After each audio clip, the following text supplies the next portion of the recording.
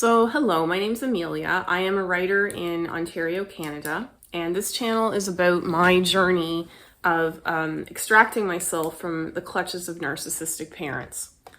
I am the child of two black sheep, two musicians who were unstable people, and I have had to estrange on and off for most of my life. I'm now in my late 40s, and I am fully estranged. It sounds, estrangement, it's not a victory. It's a place that you get to of protection, but at a huge cost. I call myself the gray lamb because I am the child of two black sheep, but I want to go my own way. I don't want to be the scapegoat, and I don't want to be the black sheep either. I want to be my own person.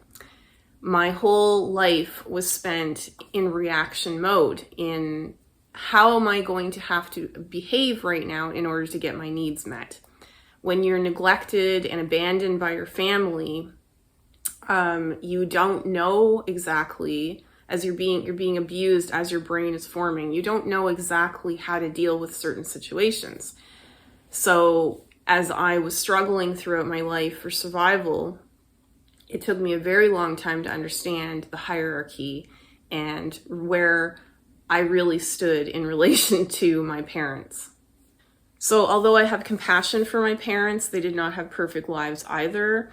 They fit the mold of people who don't change. Narcissists don't change. Apologies only go so far. The most recent straw that broke the camel's back was that my mother was gossiping about me and my private business around the community, and I said, you know what, I think it's time for me to tell my story. So here I am. So a scapegoat is a concept that's used by Rebecca Mandeville in her book about family scapegoat abuse. If you are the child of a narcissist and you are suffering, it sometimes takes decades to understand what you've gone through and what you continue to go through. This is why I say that narcissistic parents are worse than stalkers. They are worse than stalkers because they are there your whole life, or they're at least that fundamental relationship. Their voice can be inside your head.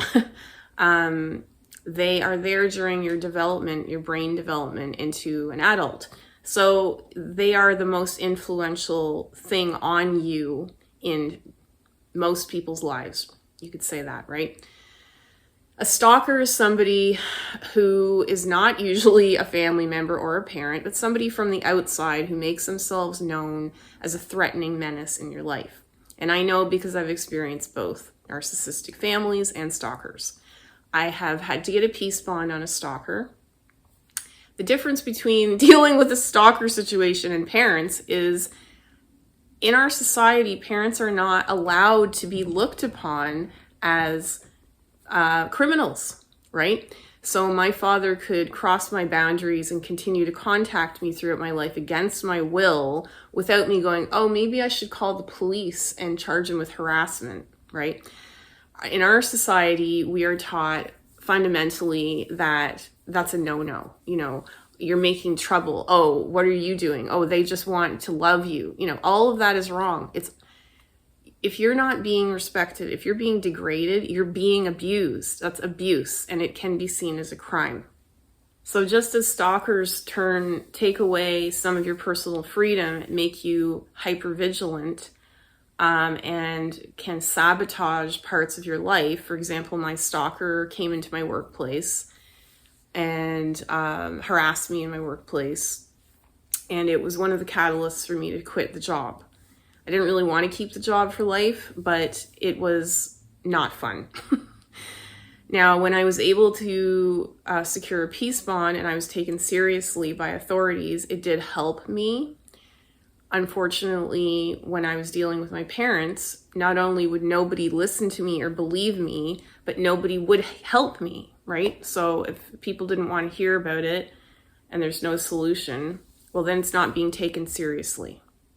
So if you are a person out there who has a narcissist in your life, in your head, trying to contact you, you have every right to do what you need to do for yourself, including threaten them with the law, including contact the law, including contact a lawyer. Because if people are not respecting your boundaries, that is the next logical step to protect yourself.